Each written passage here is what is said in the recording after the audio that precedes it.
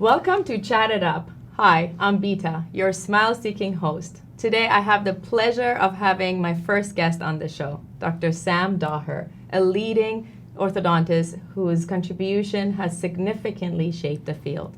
Dr. Daher's unparalleled expertise and insightful perspectives have solidified his reputation as a true pioneer in orthodontists worldwide. We are honored to have him here to share his wealth of knowledge and expertise with us.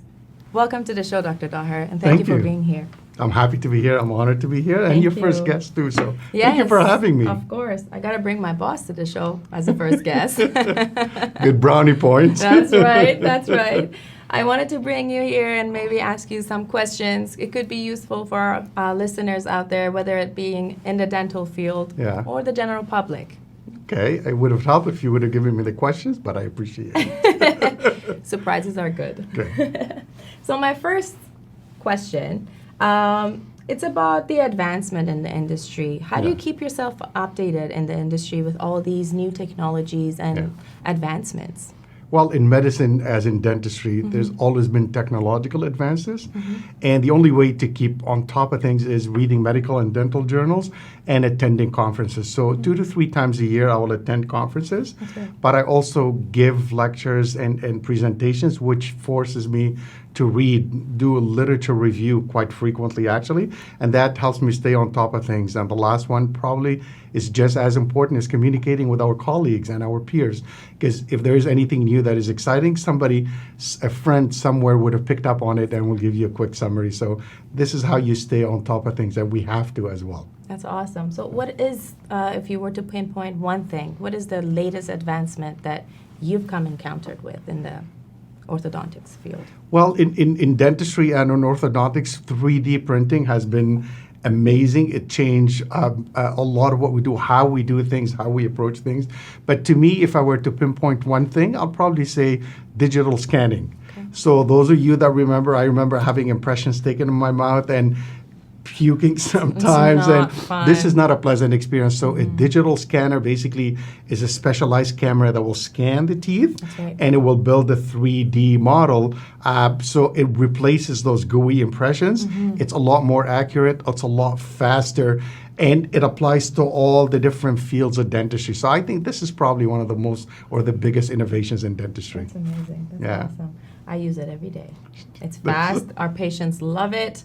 And patient communication between staff and patient education-wise, it helps us so much. So thank you for having that in the office.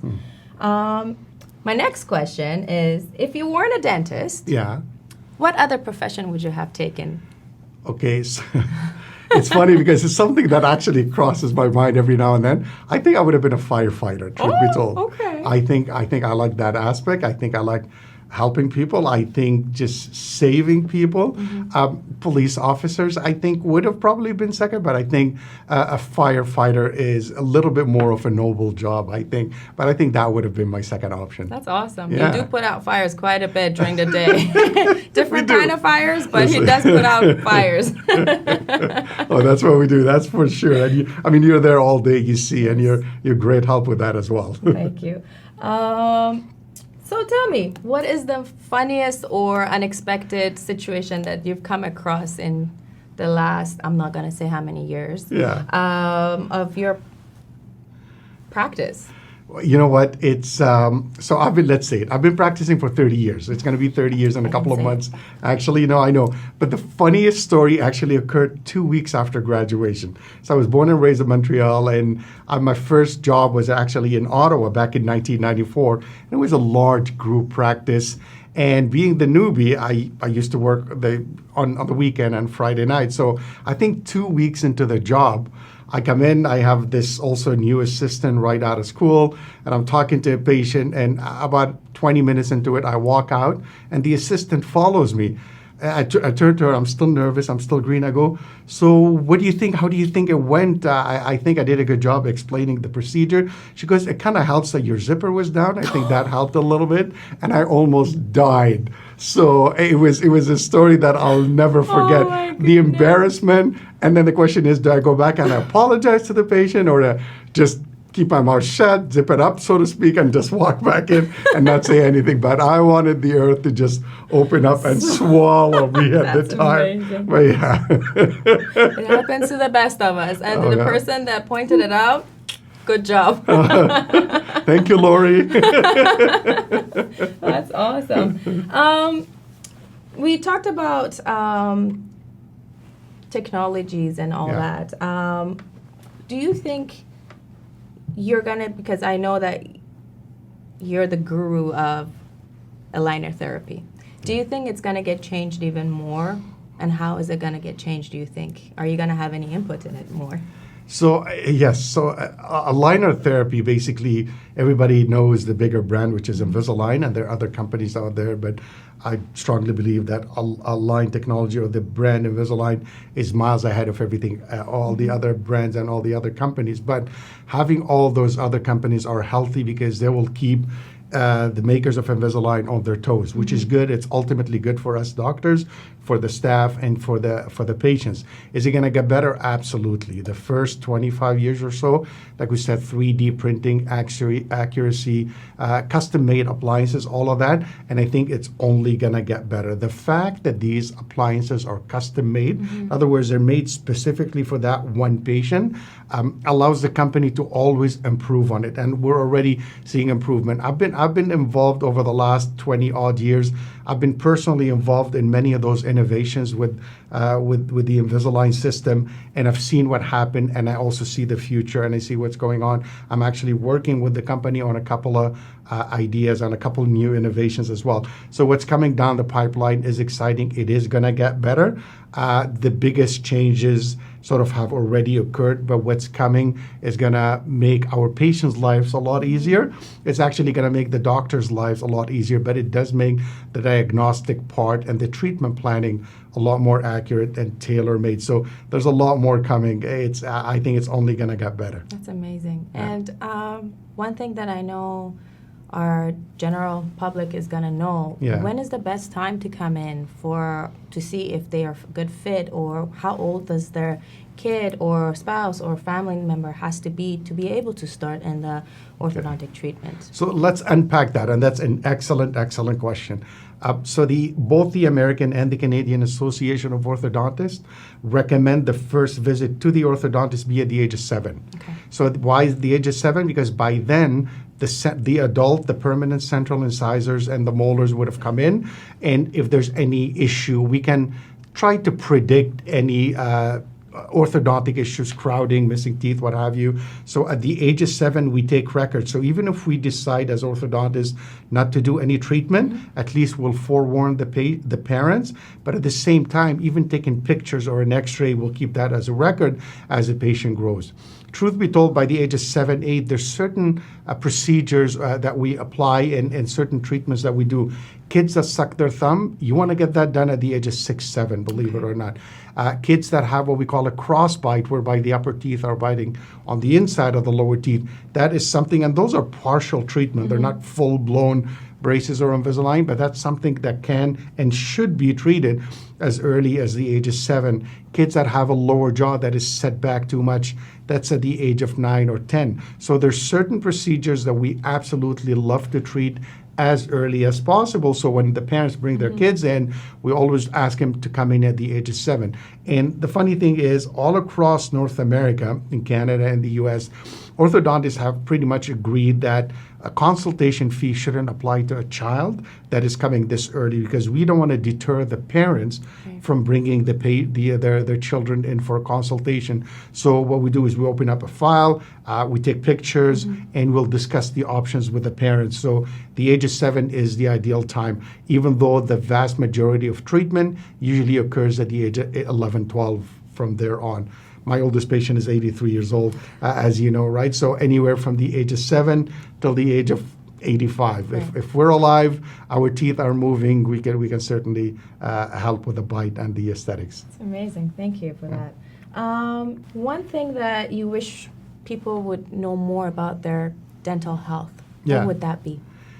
So I'm from the old school, and you always hear the expression, someone is long in the tooth. Long in the tooth means that the gums have receded. Basically, the gums have receded. That means they're getting old. Well, this is misinformation. We're not supposed to lose our teeth. We're supposed to die with a full complement of teeth, as a matter of fact. So people automatically assume, or at least the older generation, that as you get older, it's normal to lose your teeth or for your gums to recede. And this is not true at all. This is like oral health is just like overall health, right? So we need to let people understand that it's not okay to be long in the tooth. It's not okay to have recession on your gums. It's not okay to extract teeth. So it is. You can maintain your teeth till the day you die. And another, maybe a second fold to that, which a lot of people don't know, and there's a lot of research that's coming out of the medical field, is that the oral health affects the overall health of the body. And this is a really important point that a lot of people miss out on. For instance, we have patients that come in that we give prophylactic antibiotics if they have a valve issue or what have you. We give them antibiotics before a dental appointment.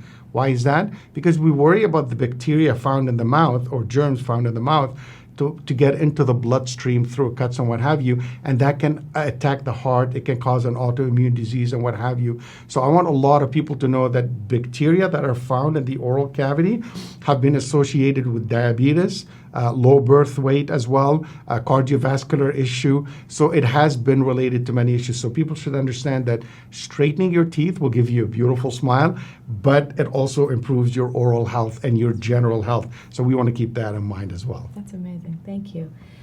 If you were to give one advice for the general public for their oral hygiene, we're big on that. Yes. What would it be? So let me just take a little bit of detour. The two biggest things for the last 30 years, I've been practicing. What I find has become a lot more common are two things. Patients are grinding their teeth a lot more, and that's probably related to stress or being preoccupied too much. And the second thing is halitosis or bad breath. And we're seeing a lot more of that because our foods are processed and what have you. It's a second one that I want to touch up on because it's probably less complicated. Most of the halitosis or bad breath comes from either the tongue. So you want to scrape and clean your tongue. So that's the one thing that a lot of people miss out on. You brush your floss, but you don't scrape your tongue. So scraping the tongue does two things. It will get rid of most of the bad breath, but at the same time, what it does is it will replenish your taste buds. So you actually, so I'm in a habit, if my wife knows that I love the food that she cooks, if I go scrape my tongue before the meal. So she goes, oh, he really wants to enjoy this food because, so the taste buds we get revitalized and you enjoy your food a lot more. So scraping your tongue is something that is always overlooked, and I want to mention that to our patients. So brushing and flossing, we're all aware of that, and we should do that obviously daily, but scraping your tongue just before you go to bed or first thing in the morning is also a good idea. That's awesome. Thank you for that. I have one last question. Okay.